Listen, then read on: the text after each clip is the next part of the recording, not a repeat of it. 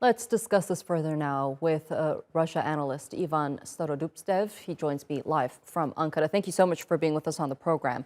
Now, we're hearing from both Ukraine and Russia voicing their willingness to sit for negotiations, but they both have preconditions, as we've heard. Do you think that regardless of these preconditions that they've both set, the two sides will eventually resort to diplomacy? Actually, when we say about Russia-Ukrainian war, it is not only Russia-Ukraine war. Basically, it is a war or conflict between Russia and the West.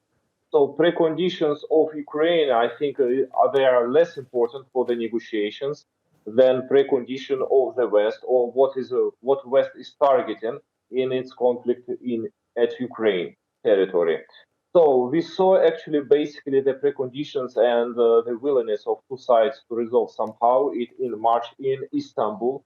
We remember the memorandum signed but not ratified and fulfilled by the parties.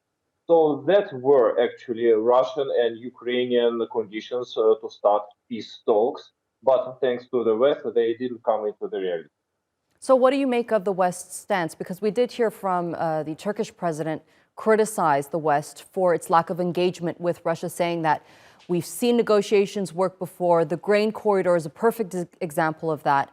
What's your assessment of the way the West is dealing with the conflict, in mediating the conflict, and providing aid and weapons to Ukraine along the way?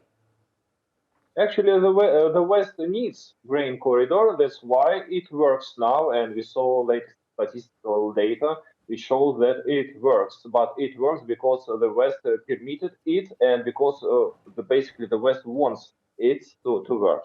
What about the Western targets for Russia, as we see, is to weaken Russia, to surround Russia somehow, and the very main strategic target is to change the government in Moscow. This is the Western target as we see it. So for that, West somehow is provocating and supporting Ukraine to go on with this war. Actually, there is also a big pressure from the United States towards the European Union somehow to imply more and more sanctions towards Russia. Right. Even it is actually the direct loss for the European Union. Some analysts say that the West's stance is prolonging the conflict in Ukraine.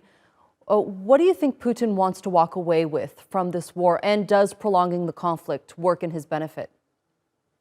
Actually, whatever Russian government would like to have, we heard many times. We see this willingness actually in the memorandum signed in March in Istanbul.